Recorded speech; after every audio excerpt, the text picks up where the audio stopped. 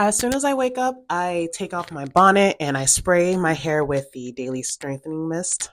I spray it to where it is a little damp, and then I also spray the part where I slick my hair down just because the day before I had gel in it and it was a little crusty. So I don't brush it until after I spray it, and I make sure to brush the ends first so I'm not pulling on the tracks too much.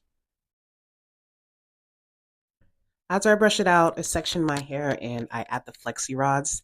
I only go about halfway just so that I can be able to pull it back into the bonnet that I'm going to wear.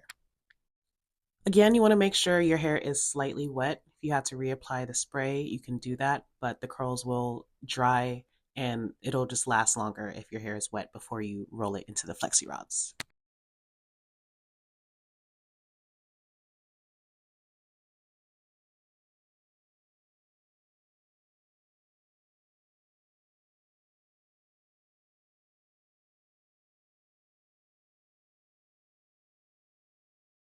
So in the gym, you do sweat a little bit. So always, always, always put the elastic band down on your closure or your frontal just so that if it gets wet, it'll dry in place.